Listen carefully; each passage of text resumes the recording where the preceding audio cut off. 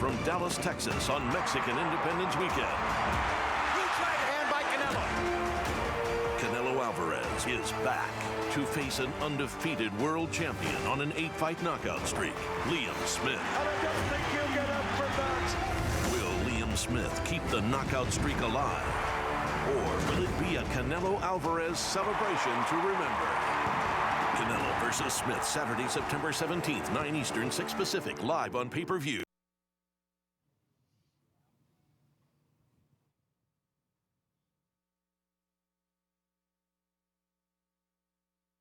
Champions Chat.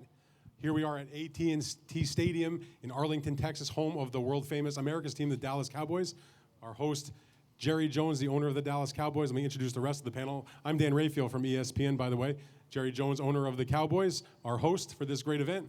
Golden Boy CEO, Oscar De La Hoya, the big man from Golden Boy, Canelo Alvarez's promoter. We have the great Larry Merchant, one of the great broadcasters in boxing history. And next to Larry is former world champion Vinny Paz, who is here. And thanks to the excellent new film based on his incredible life, Bleed for This is sponsoring. It's one of the sponsors for this event. So we're gonna have some fun. We're gonna talk a little boxing, maybe get a little football in there, right? We're gonna be joined later, by the way, by former world champion and future Hall of Famer Bernard Hopkins in a little bit. Let's start with Jerry Jones, since you're the host here. You have this fight in your stadium, Canelo Alvarez versus Liam Smith for Liam Smith's junior middleweight title on Saturday night on HBO pay-per-view. And my question for you is, you had two past boxing events here, both world championship fights with Manny Pacquiao. Those were in 2010. It's been about 6 years since this great stadium has hosted boxing. What was it about the desire to, I know you're a boxing fan, to bring this fight back to your stadium and put on this kind of event? My dream when we were visioning the stadium, my dream was to see great fights at the stadium. I have grown up admiring Madison Square Garden as a great sports venue. When I was a young man, I played at the Arkansas Razorbacks. We were in Houston hiding from the crowds to come to the Cotton Bowl to play for the national championship. They took us over to the Astrodome.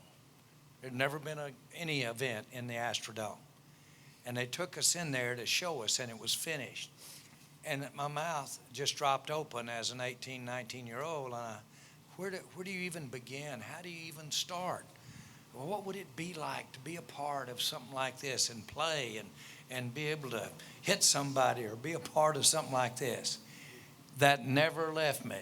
And I always, don't want to get emotional, but I always followed the guys that did the Astrodome. And I thought about it every way I could. And I knew when we did this that we wanted to have a venue that would have great champions like Oscar, great champions like Canelo, great people in all sports, but certainly boxing was on the foremost of my mind.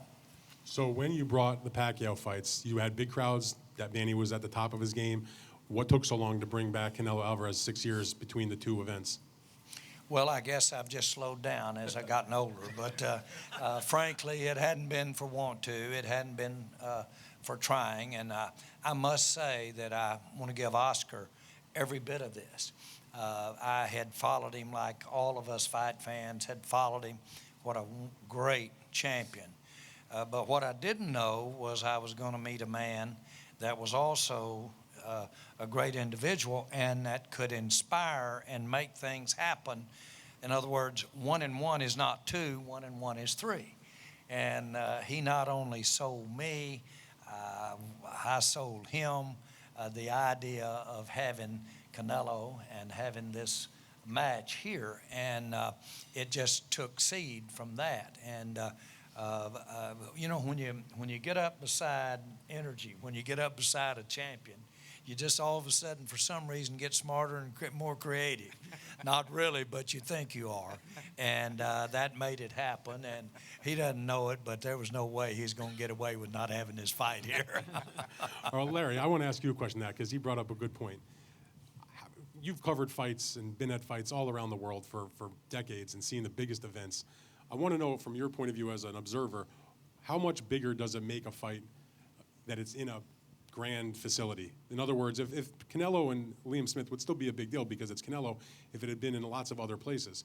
But the fact that it's here in this big stage, how much do you think it elevates it in terms of just the interest and the excitement level? Well, the word is stage, and a fight becomes an event.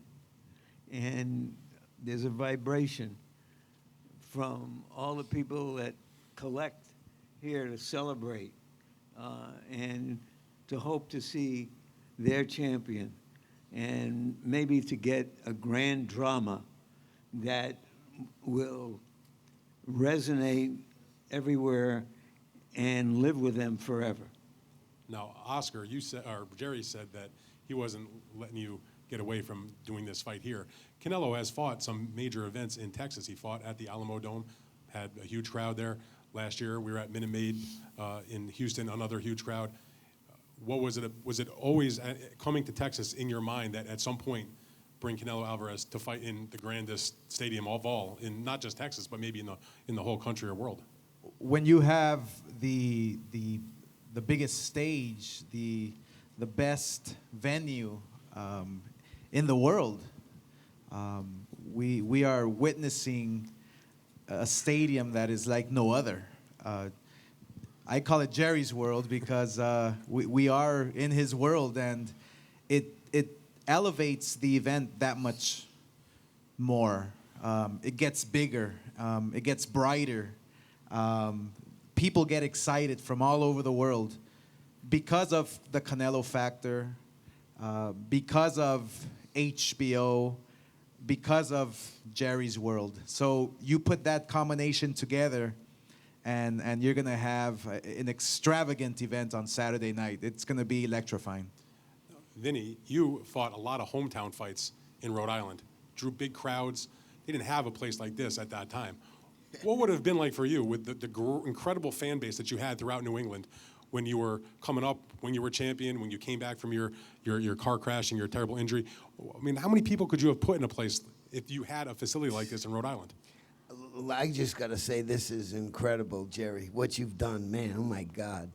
It's unimaginable to me. That's why I fought. You know, I was good at beating people up. I was tough as nails. This is amazing. I'm just amazed how I look around. I'm taking pictures everywhere, sending them back home, sending them to my PR girl, Zena. I'm glad to be with you, Larry Merchant. Oscar, you know, got nothing but love for you. One of the greatest fighters. And I'm so happy to see you, Jerry. Like, really, I'm so happy. That was my number one purpose to come here, is to meet you. Great event. Wish you all the luck in the world with it. Your guy's a killer. He's a tough kid. You know, he only got beat by the best. He got beat by Mayweather.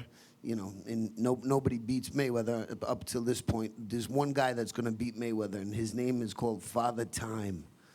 You just can't hit him. You can't beat somebody you can't hit. But I'm happy to be here. It's awesome.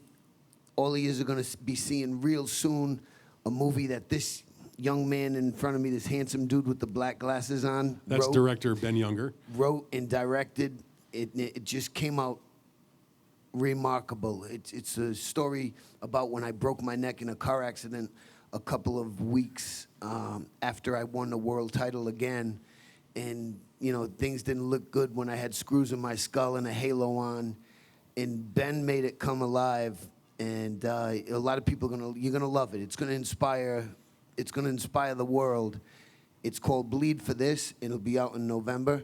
And let's put something together here. Let's do something here, Jerry. I mean, Jerry, can you imagine? So here you have a world champion, breaks his neck, has screws in his skull, has a halo on, and he continues fighting.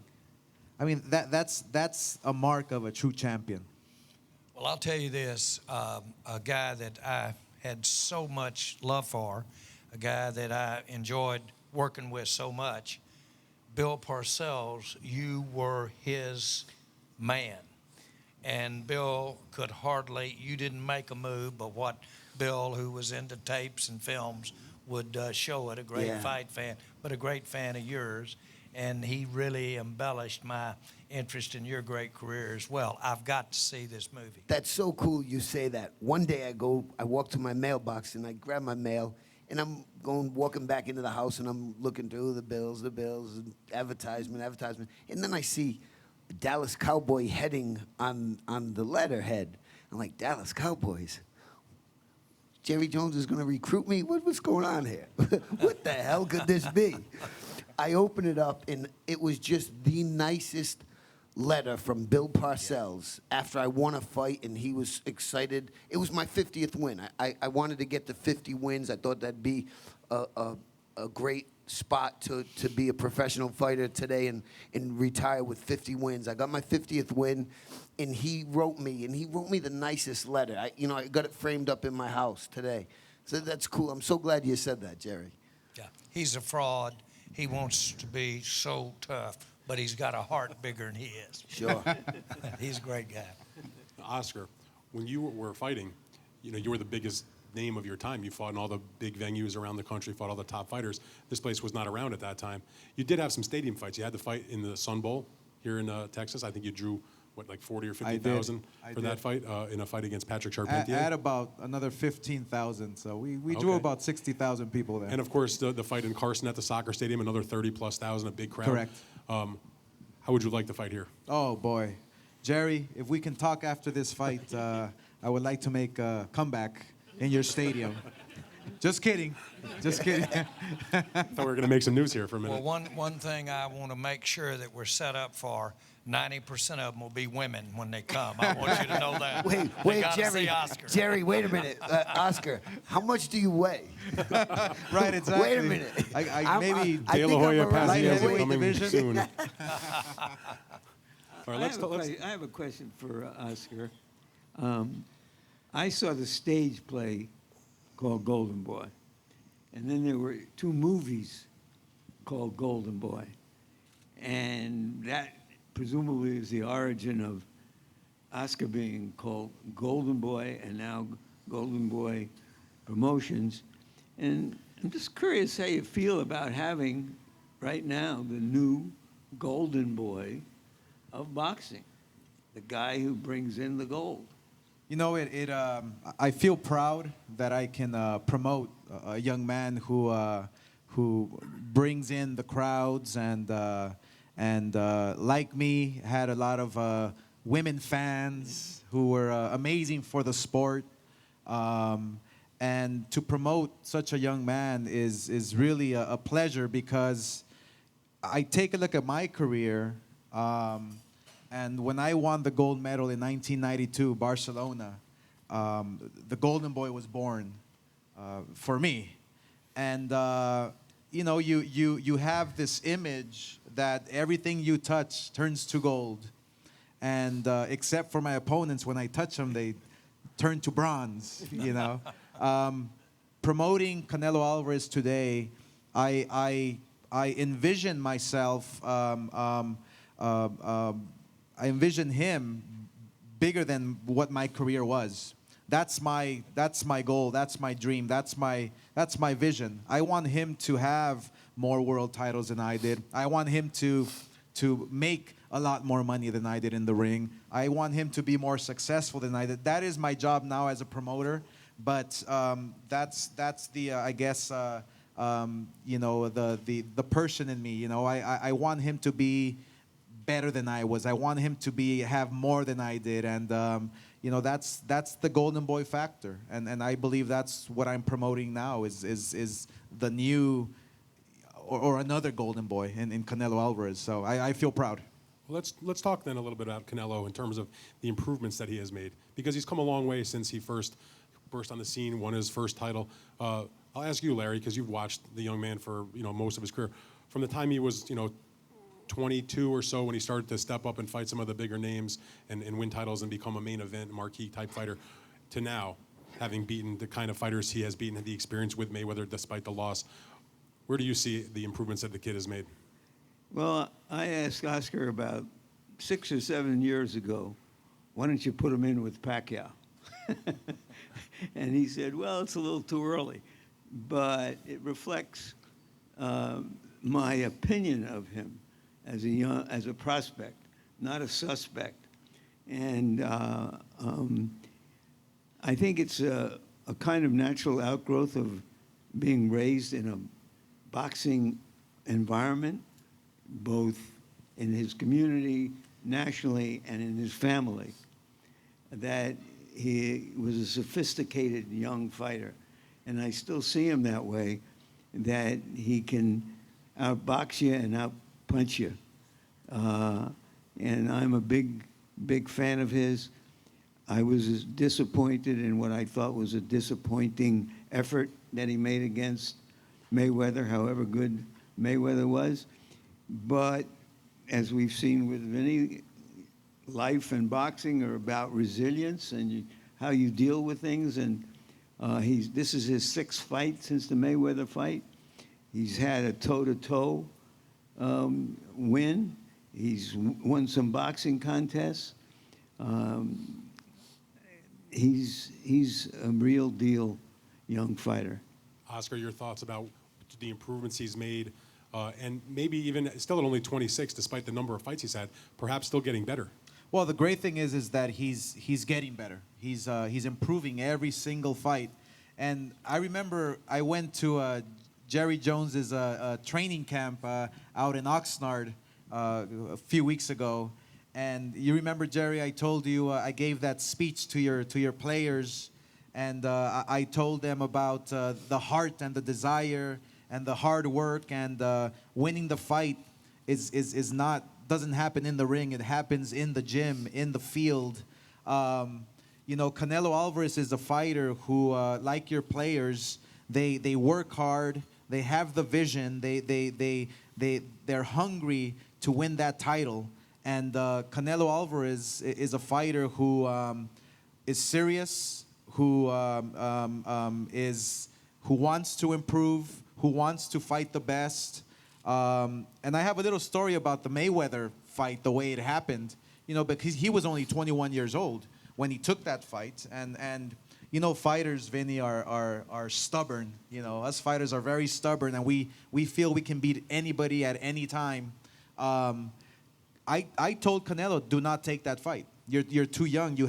Your experience is minimal compared to what Mayweather's was. And as a boy at the time that he was, with no experience, he said, Oscar, trust me, I can beat him. And obviously, as a promoter, an experienced fighter myself, I was going against that fight to make happen. But fighters, like I said, are very stubborn. But that was a learning experience that made Canelo get better and hungrier. And Canelo right now wants to be the very best. And I feel that Saturday night against Liam Smith, it's not going to be a walk in the park. It's going to be a tough fight. But Canelo fights till the end, and he wants to win that title.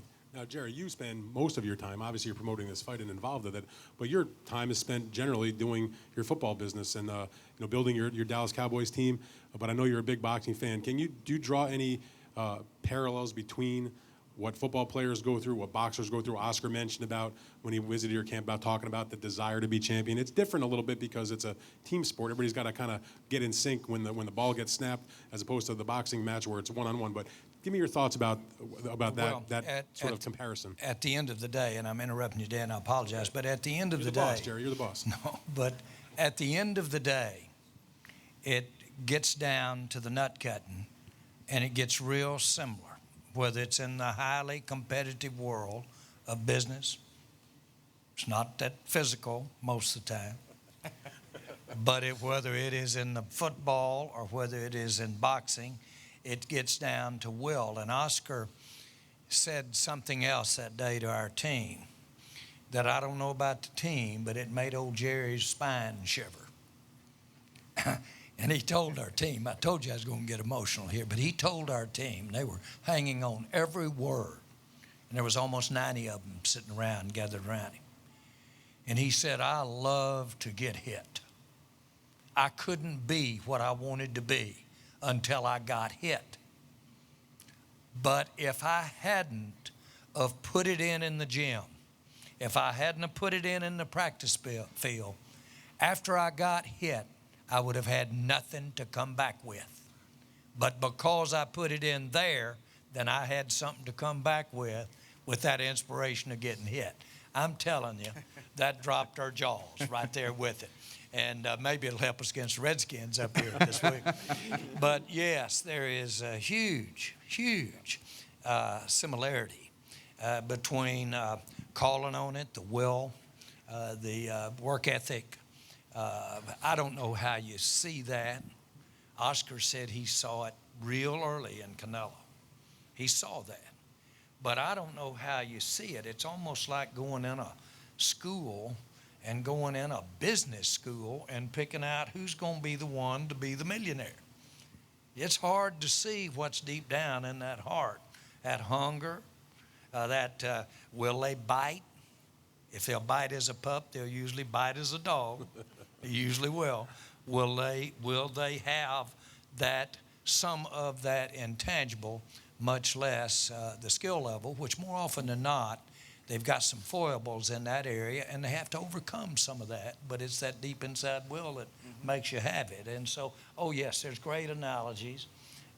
It is always there. My interest in fighting, my interest in boxing, certainly all the way through correlated with my participation interest in football. Well, we know that, Vinny Paz, for example, was a good amateur coming up through the ranks. Oscar, of course, was a gold medalist. Larry covered boxing for many years before he even started to call boxing on HBO. But my question for you, tell the folks a little bit about just your background in terms of becoming a fan and how you got to the point where you were going to be involved in it more than just as a spectator. Well, I had great coaching as a child, as a kid. I had a mom and daddy that were entrepreneurs. They owed more than they could pay back. They were all the times figuring, finagling, but more important than everything, they were all the time working. And my little old ears were listening around that kitchen table. Also had some great coaching in life at a boys club. And that boys club was the center of my community's activity. And that boys club particularly really focused on fighting and boxing. And they had Sonny Ingram of that part of the world. They had a lot of people that were accomplished in Golden Gloves and what have you. And every kid from 8 to 18 was into being in some form or other of boxing. If the glove was as big as his head, he was into it. And that's where it came from, and that's where the interest came from. The other part, though, that is a part of it is just wanting to be around sports, the people of sports. I understand competition. I can give you, I'd say the business world may be as cutthroat and as competitive and throw the rule book away and as rough as a cop. And I'm telling you right now, it is elite that ends up at the top, and you can get knocked out on any deal. It's a tough place to go. I really wanted to be involved in sports all my life because of that. But I did want competition, but it led me to getting to sit here right now.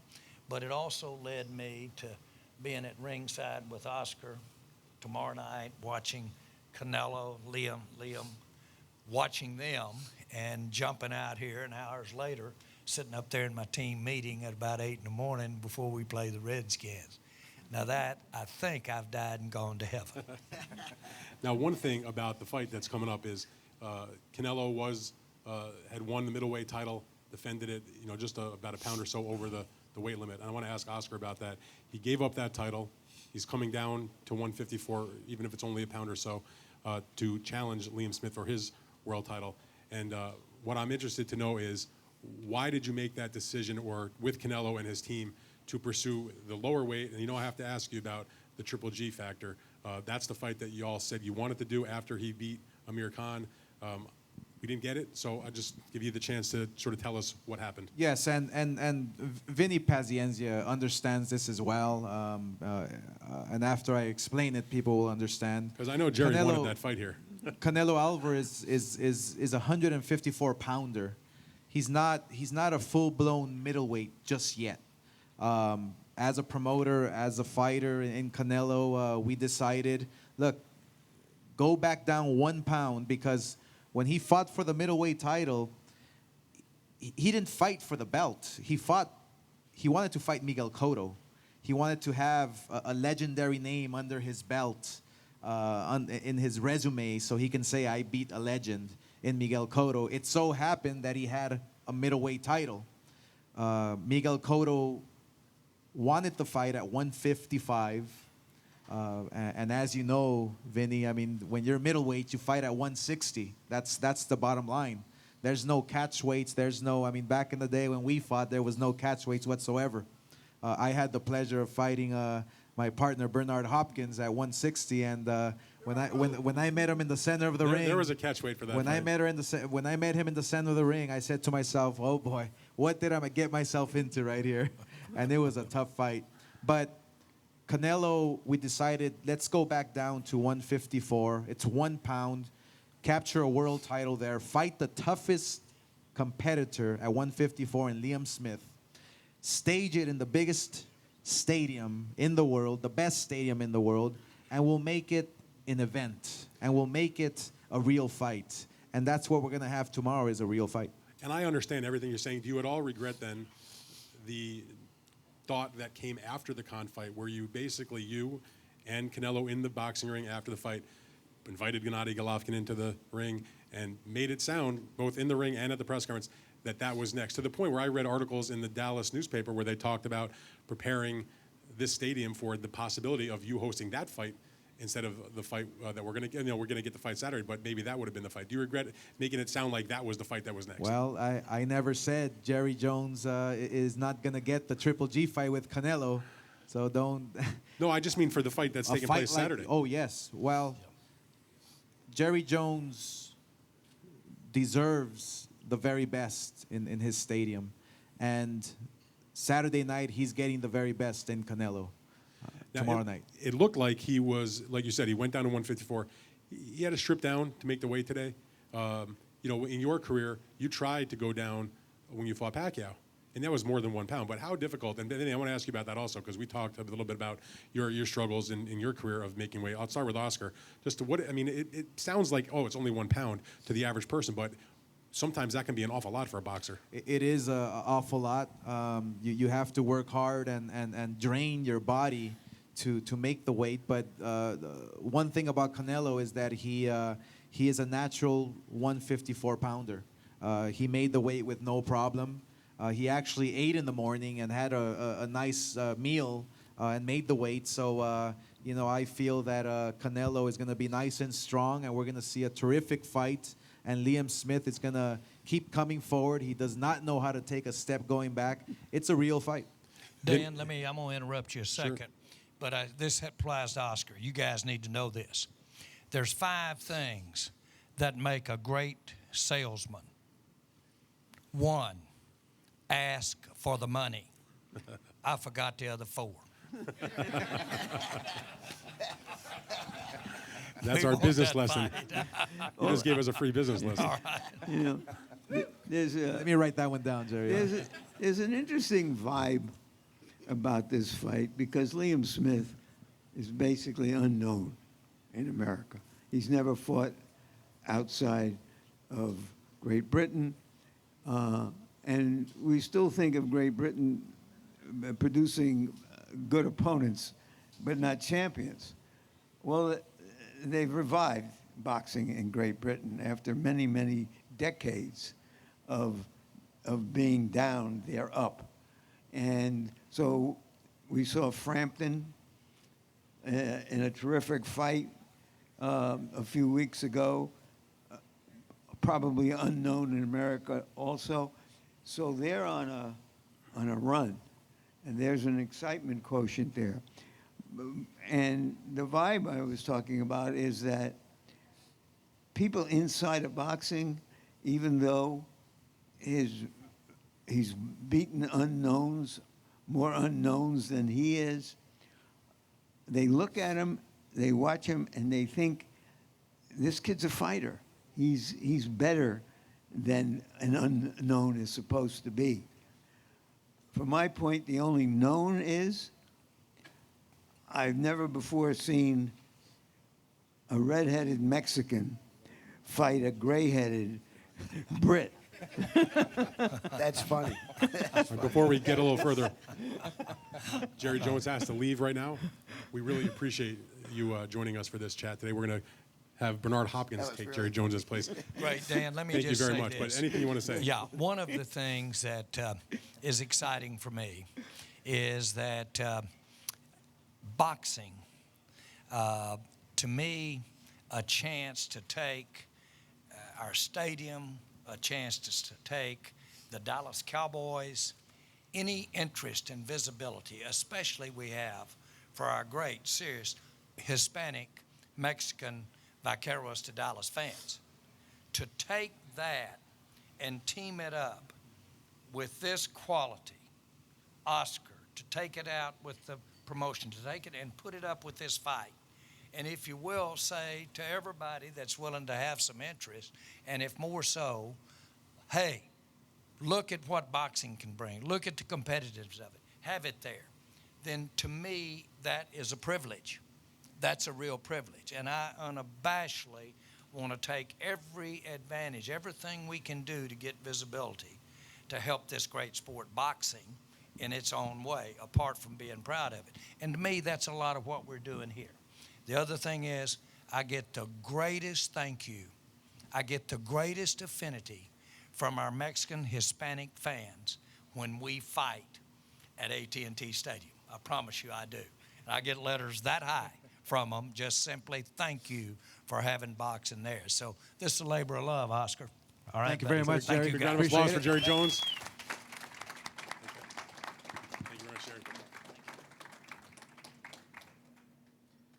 So now we will be joined by Bernard here? Bernard Hopkins. He's here. And see, one thing about Here we go. It's a one thing switcheroo, the about old switcheroo. one thing about Jerry Jones that that we really admire is the love for boxing that he has.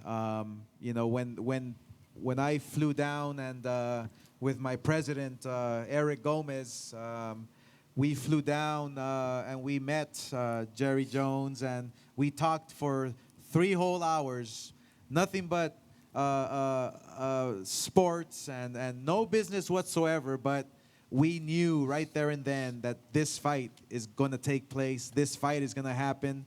And when 2 great minds come together, you don't have to talk business. You just look at each other and you shake hands. And that's exactly who Jerry Jones is. He loves the Hispanic fans. He loves the Mexican community. And as we're all going to see it here tomorrow, we will be watching 50,000+ fans screaming and yelling Canelo, but in their heart, they're bleeding that color of the Dallas Cowboys because of Jerry. And there was one thing you do when you meet him, as he explained, you ask for the money. I did ask for the money. I want to get back, though. We talked before we went off on this series of thoughts. Vinny, we were talking a little bit about, Oscar was talking about Canelo coming down to 1 pound. You were a guy that had to come down a lot. It's portrayed in the movie, your incredible difficulties at making weight. I mean, again, Canelo only had to drop the 1 extra pound, perhaps struggled a little bit. Can you just talk about the really how difficult it is to do that? People think it's easy, it's just a pound or 2, but it can be brutal. These guys know up here on stage with me what it's like. It's horrendous. The worst moments of my life were weigh-in days. The worst moments of my life were weigh-in days, always. Not sometimes, always. And I'm so glad my movie opens up and it shows that, because I'm on. I don't know if you guys seen it. I'm on a life cycle, and they're wrapping Saran wrap around me. You know, to like drop. I'd lose. Like there's one fight. I remember I lost 13 pounds in one day when I fought a rematch against this little mutt called Greg Haugen. But Greg Haugen, yeah, that was a great fight. I lost 13 pounds, and the next day, I had 5 of these fights. Only 5. It's not bad out of 60, Larry. You know, I won 50 fights. I had 5 bad fights out of 60 fights, and I call them "oh God" fights. And I had to lose so much weight that I just couldn't make it. I couldn't come back when the fight was happening, and I would be walking to the ring and saying, "Oh God, please let this mofo have a bad night." please, God, please. And that never happened because when they fought me, they knew they were fighting iron. They were going to have to go strong. Everybody fought me, and they fought hard, and they fought the best fights of their life. So I got my ass kicked in those 5 fights, but I take it as God let me live. So it's a good thing. But some of those, and you guys know, because you guys, and I love what you're saying, Oscar. I love what you're saying about this kid Canelo. Like, you're the kind of promoter I wanted. Exactly. A guy that loves the fighter. You know, you don't just want to make money. You don't just put on the show. You love the fighter, and that's what this boxing is all about. That's what's great about it, and you don't see that all the time. You know, we know that. Bernard, you know that very well. Well, our first battle is making the weight. That's the battle. And look, and there's fighters who are like Canelo who don't fluctuate too much. There's fighters like Bernard Hopkins who train every single day, and when they fight on Sunday after church, they're in the gym once again. I mean, that's who Hopkins is. And there's fighters like me who take a few weeks off and then maybe fluctuate 10 pounds. There's fighters who gain 50 pounds, and so it's different for everybody. But for every single fighter, the weight is our first battle. So, Vinny, you fought between 130 and I think 168. 135 to 168. 168. And Oscar, even when I was fighting at 135, my normal weight, my hang-around weight would be 165. Right. And I think Donna Duva's here. Is she here now? Donna Duva with the Duvas? Kathy Duva. Kathy Duva.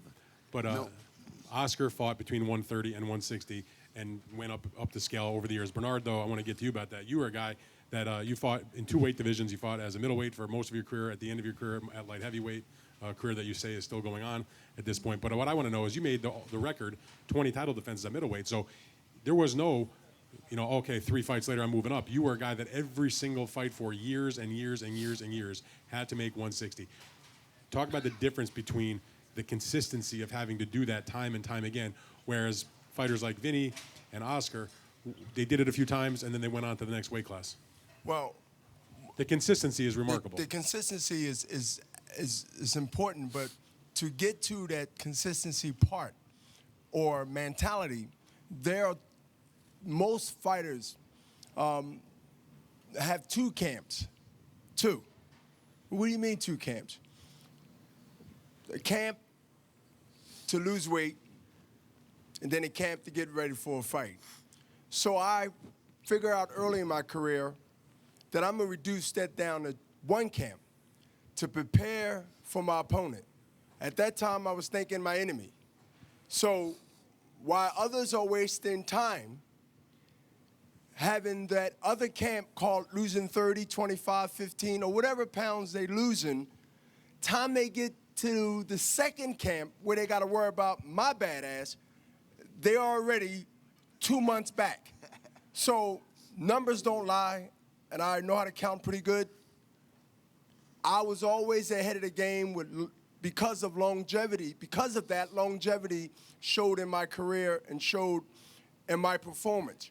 And so then, those 2 camps that most fighters, even today, live by, always will give a guy like myself in the future, young, right now, the edge, because that other camp of losing weight and then getting to who I'm fighting don't get recognized, or at least attention when it's needed, until the last week or 2 before the fight. And that's the advantage.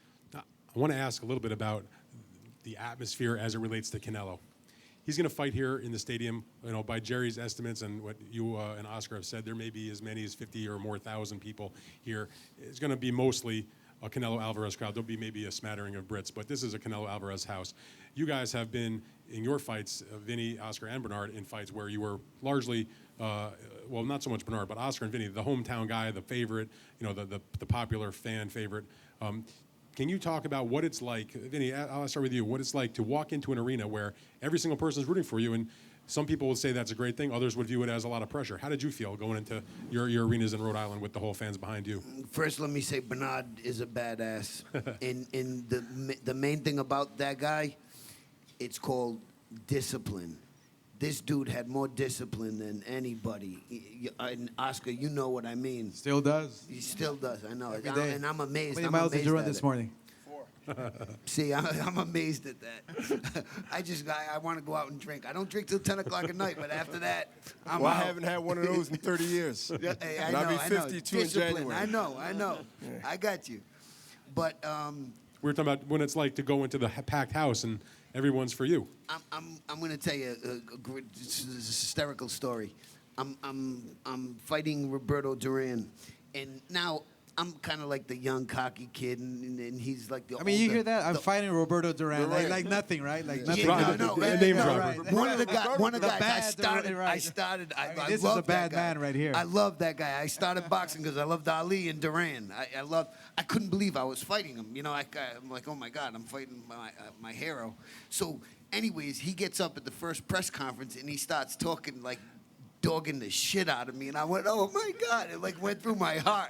He's like, yeah, your Playboy girlfriend's gonna have to put your ass, take care of you when I put you in the hospital. I'm like, what the fuck is this guy saying to me? Oh my God, I can't believe that. I love this guy.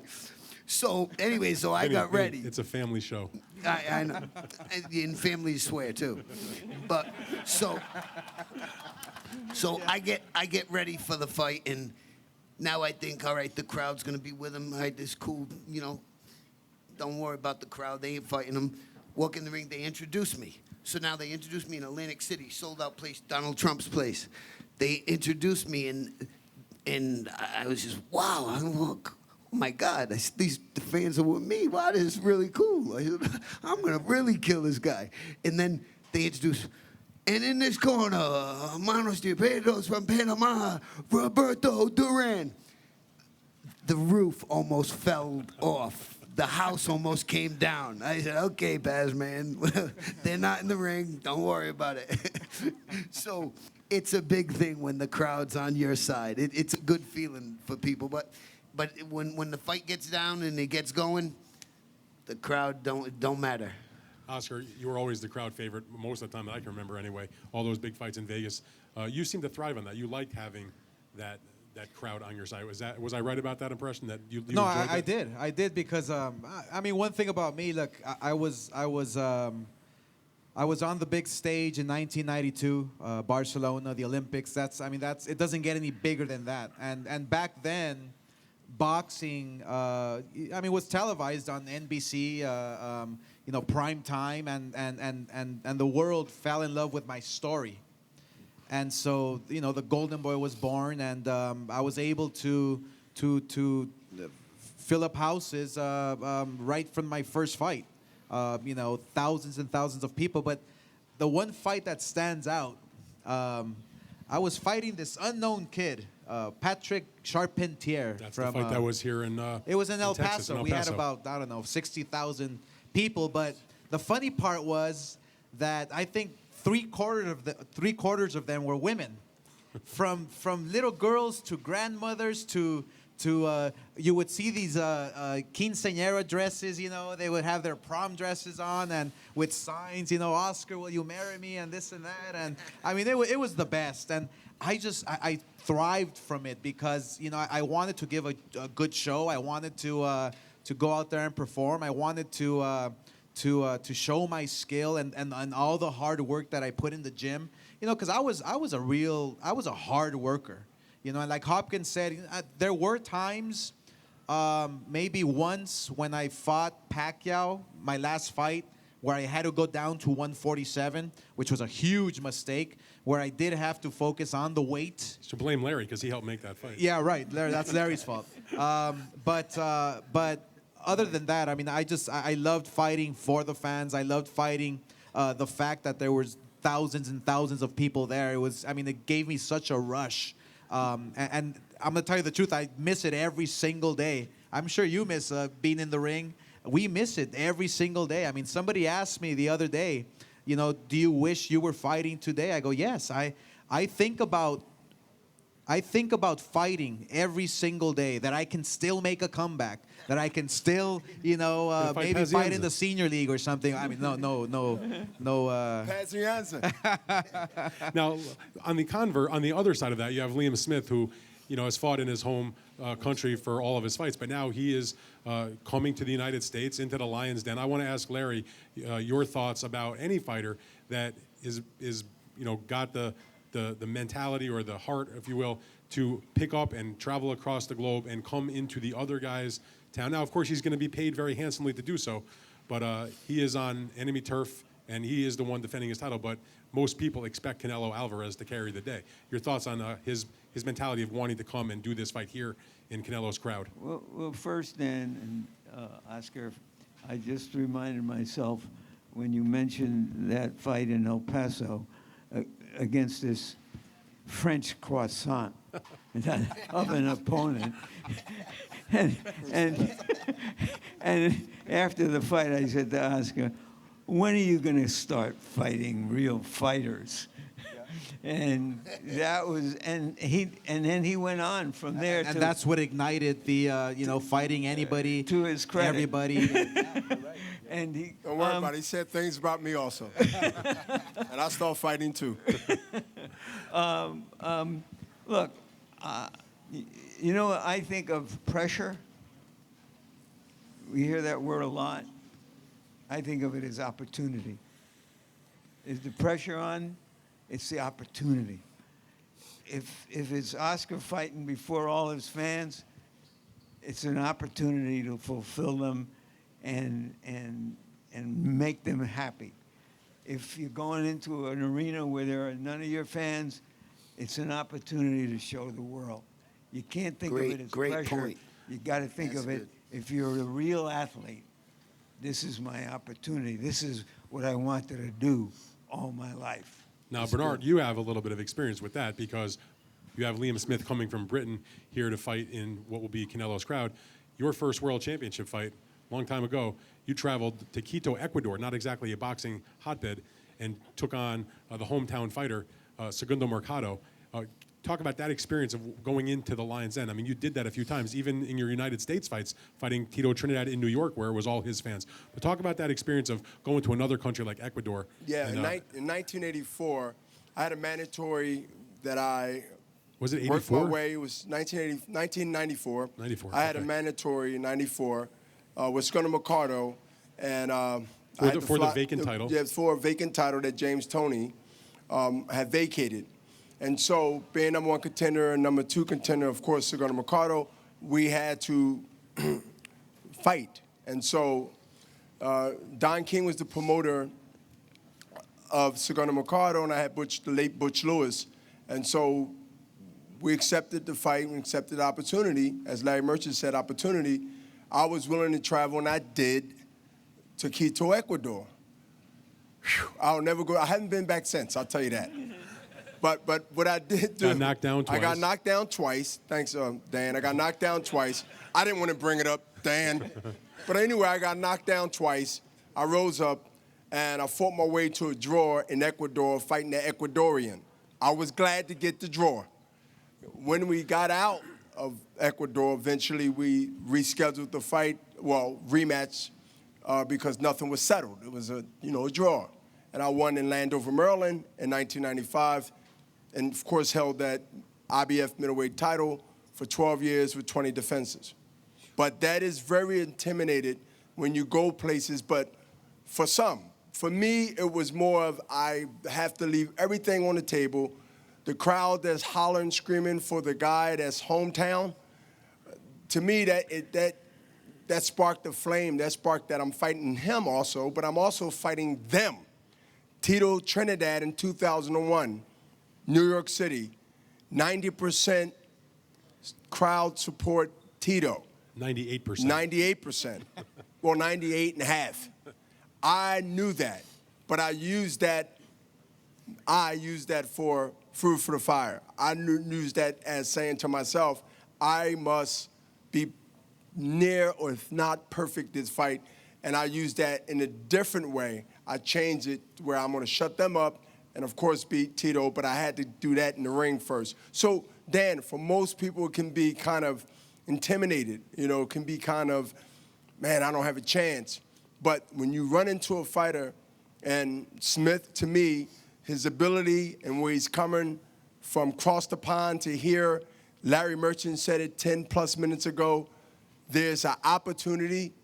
You cannot underestimate anyone, no matter where they live, no matter where they come from, and who they are, because opportunity in history of boxing have proved people that had those opportunities. Buster Douglas, a lot of upset fights. George Foreman, Michael Moore. It happened, as Jim Lampley said, it happened. Things do happen. Things do happen in boxing. Strangely enough, things do happen. So we discussed earlier that here comes Liam Smith, maybe not the most well-known fighter, comes from a fighting family, you know, has his title, has knocked out his last 8 opponents in a row. So from the standpoint, I'll talk a little about the business side of things then. We all know that Canelo has bigger business down the road, you know, hopefully against Triple G at some point. But so on the promotional end, then how much trepidation is there to bring him into this big event, put him in the ring with an undefeated fighter that you really don't know a whole lot about, who's really stepping up to a top level for the first time, but you know, people can say that he's not that good, but they don't really know because he's never had the opportunity. But there's that word again, this is the opportunity. So from the business side, how concerned or worried do you get when you put him in with somewhat of an unknown quantity? Right. I mean, yes. Look, it's risky. The champion in this case, Liam Smith, who's traveling thousands and thousands of miles, has nothing to lose really, and therefore he takes the chances and he takes those opportunities. And for some strange reason, when you're on the B side, as the opponent in this case for Liam Smith, even though he's the champion, you know, for some strange reason things happen. You know, if it's you being in better shape because you trained harder and you were focused, and I'll give you a great example. Right before I fought Bernard Hopkins with Felix Sturm, you know, fights like that. You know, I was so nervous. I went up to the middleweight division. You know, you train 4 days out of the week instead of 6. You know, you run 6 miles instead of 7. You know, you wake up, let me wake up an hour later because I don't have to wake up too early. You know, it's that type of mentality. But one thing about Canelo is that he's a serious athlete that takes care of himself. He knows what he wants. He knows what he wants to accomplish. He reminds me of the character that Julio Cesar Chavez had. He's very quiet. He's confident. He's cool. He's collective. You know, and you mentioned the business of boxing and, you know, everything that goes around him. And I just want to mention and thank our sponsor here, Tecate, who have been doing an incredible job. Did you know that you can download an app, you know, go to Tecate, an app, and it's called the Bold Punch, where you're going to be able to feel Canelo's punch on your phone. It's going to vibrate. Every time he hits and lands a punch, your phone is gonna vibrate. Don't wear it in the back of your pocket here. Just, you know, when it's gonna run out of battery. Yeah, exactly. Or you're gonna be vibrating all night. But that's the whole business around Canelo. You know, that the whole build-up, the pressure, all the weight he's carrying on his shoulders. You know, can that be a big factor tomorrow night? Absolutely. And when Liam Smith has nothing to lose, you know, anything can happen. Big risk. Larry, what were you going to say about that? There is a practical side to this. It's called the house fighter. And if you're going into another man's house, not just the crowd, but that's a reflection of the business of the sport. If there's a close round, maybe the cheering emotionally influences judges who are human, and it's a pretty good idea to have the crowd on your side in a close fight, and you're fighting at home, just from a pure practical business point of view. Now, Larry, you've covered so many of the most famous fighters of our times. going back, whether it was, Sugar Ray Leonard or even before that, or of course Oscar and Manny Pacquiao, Floyd Mayweather, all of the big names. Could you, Tyson obviously, just assess where Canelo is then in terms of the popularity? Not forget about the skills and all that, but because here he's going to draw, as we've talked about, a huge crowd for an opponent that nobody here really knows that much about. He's taken his first big step up, yet he is going to bring in the people and create some excitement. So compared to all of those great icons I just mentioned, could you assess where he belongs in terms of the popularity standpoint? Well, stars emanate light, and somehow people are attracted to it. Mexican fight fans a decade ago, looking for their next great champion, singled him out. Now, maybe it was because of how he looked, like somebody who came from Dublin, not Guadalajara, and that caught their attention. Maybe it was because he was young. Fans love to follow somebody who is a young athlete and to follow his career. But he had that radiance from the beginning, which is what got Oscar to go and chase him, and maybe vice versa, that he had that quality. And then there was a question, there was skepticism. Was he all just attraction and not fighter?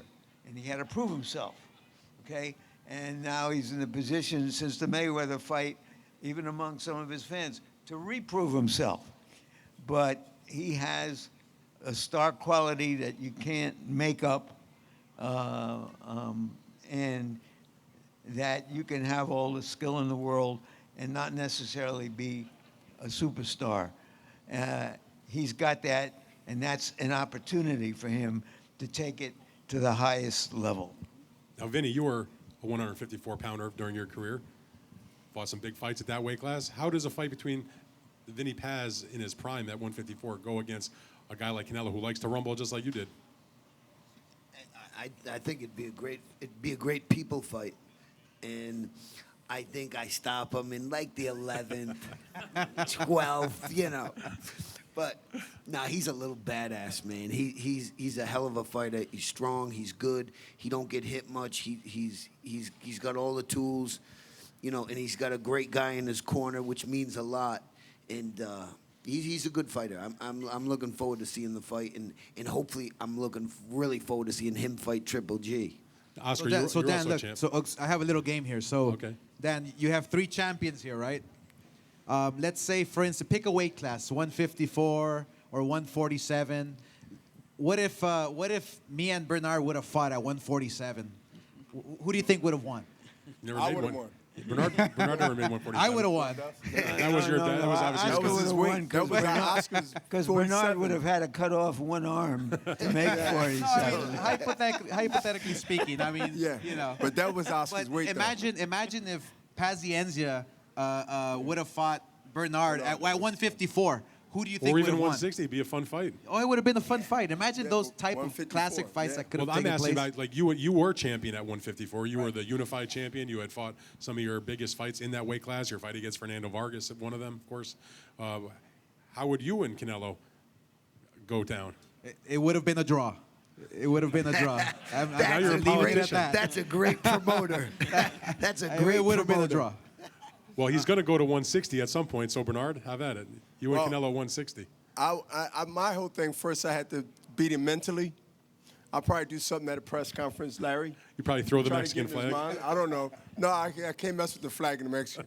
I can't, man. I won't get out the building, But I would say with Canelo, it would be one of those fights where if he's on his game and I'm on my game, it'll go down to the wire.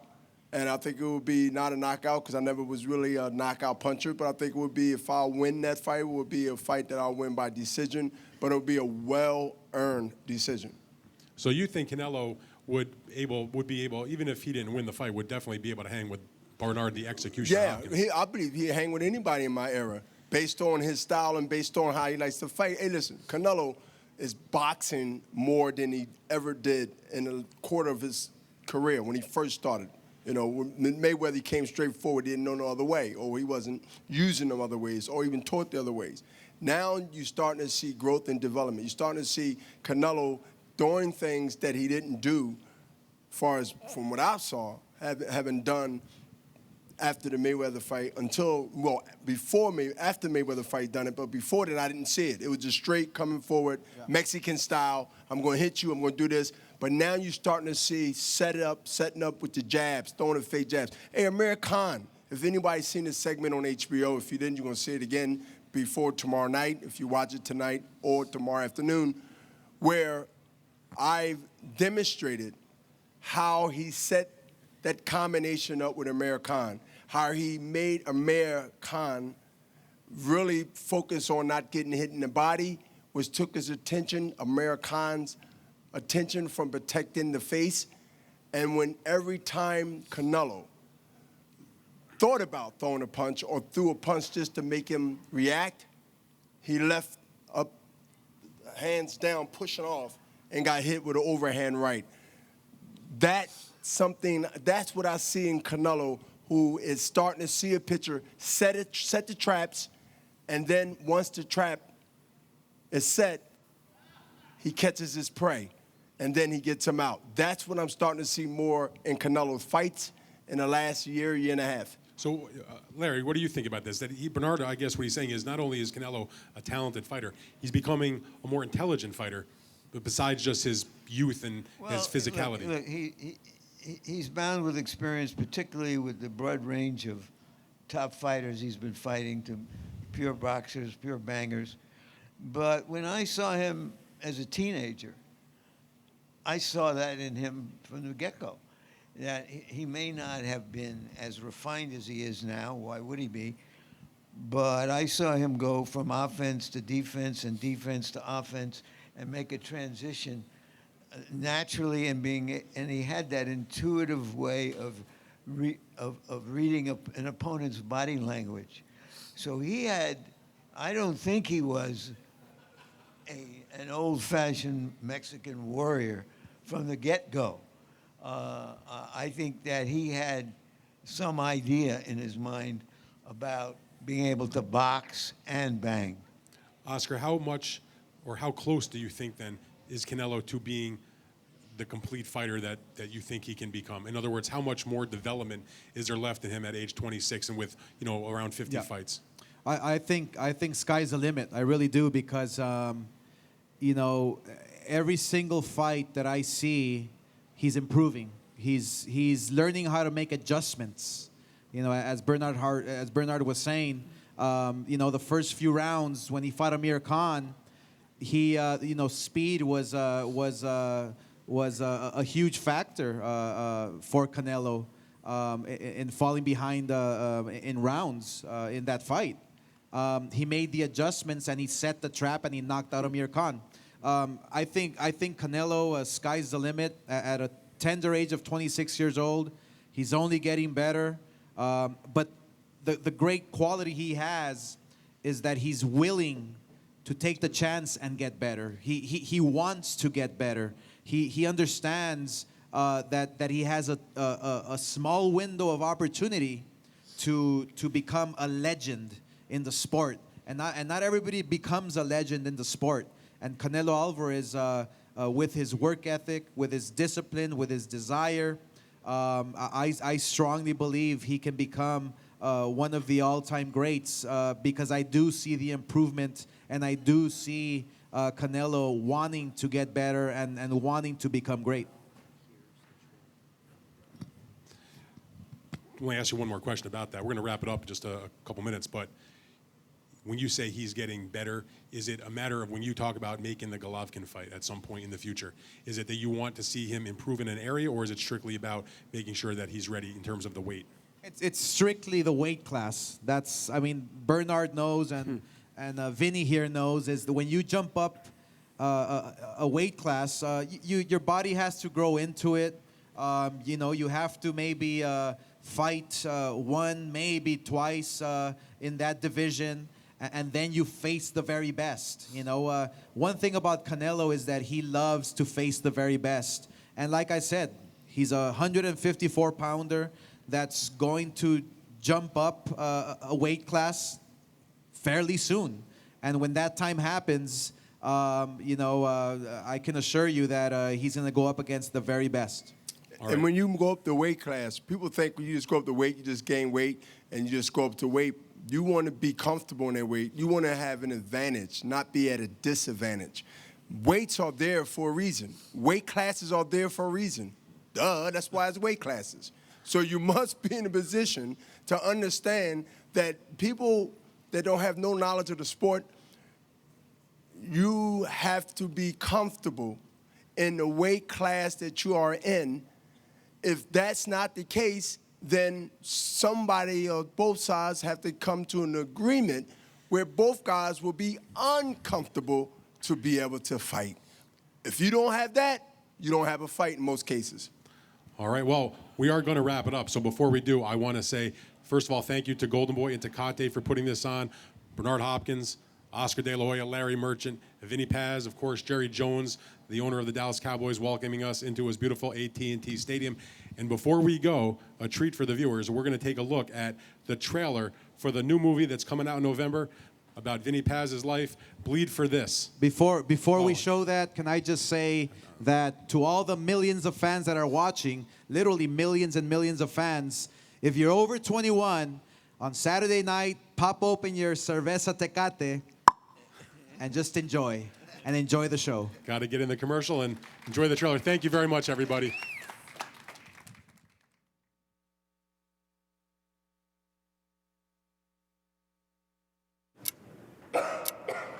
We are going to start the weigh-in. Ash, answer the phone. Hello. Where's he at? Just hold him off. Tell him I'm coming. He's on the bicycle. No, dummy, is wait. What weight's he at? Where you at, Vinny? I'm coming. He's coming. Everybody!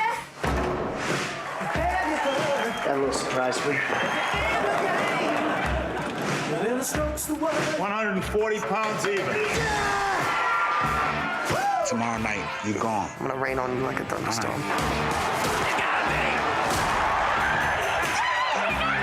I feel like I should be on a box of Wheaties doing a Gatorade commercial. Jimmy!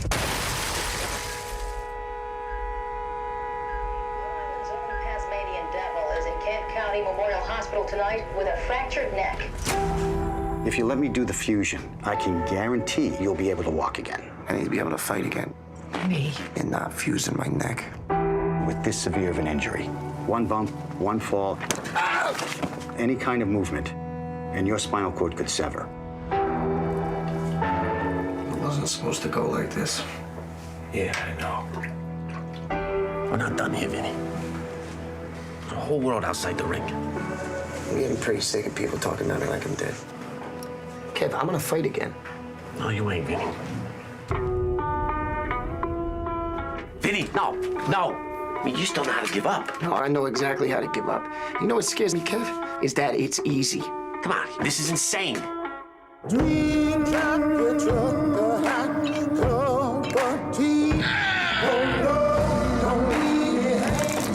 This is bad, Angelo. You gotta do something. I can't be part of you getting hurt no more. I'm not done. All right, I got more in me. Now go out there and show me how you do things. Show me how you live. Show me how you fight. Show me who you are.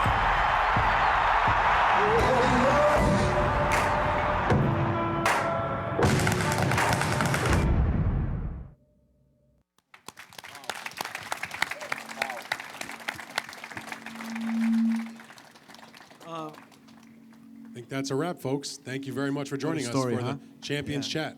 Thank you. I just want to say one thing. You made reference, Dan, to my suggesting that Oscar fight Pacquiao, and we all know how that turned out. So I just have one more matchmaking idea in my head right now. And I would want to see Canelo fight Lemieux, a real strong middleweight, before he fights Golovkin. You're one of the best matchmakers out there, so thank you, Larry. Thank you. Thanks, guys. Thank you. Available now, the new Tecate Bold Punch app. Experience the Canelo's meat fight like never before. During the fight, keep track of the action as your phone vibrates every time Canelo lands a bold punch. Also get exclusive behind-the-scenes video, photos, and live streams throughout Fight Week, only available on the Tecate Bold Punch app. Download now from the App Store for both Android and iPhone devices.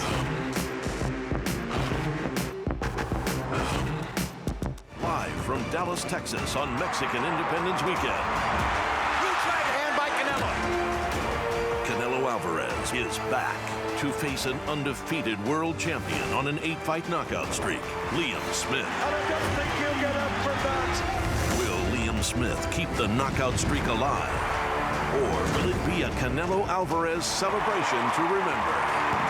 Canelo versus Smith, Saturday, September 17th, 9 Eastern, 6 Pacific, live on pay-per-view. The Canelo Smith Fanatics experience starts at shop.goldenboypromotions.com, where you're going to find the ultimate collectible gear for this mega fight. Canelo Smith posters, t-shirts, hats, hoodies, tank tops, and much, much more. Go to shop.goldenboypromotions.com. Alvarez is 26 with 50 fights. This will be his 50th fight. There's not many things that put fear me or scare me. I was always myself fighting in school and stuff like that.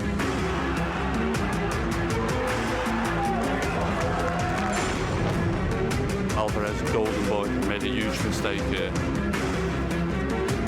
I think we'll have the right man to do the job and take the crown away from Saul Alvarez. Yo quería ser boxeador desde la primera vez que vi pelear a mi hermano y es algo que me apasiona hasta el día de hoy.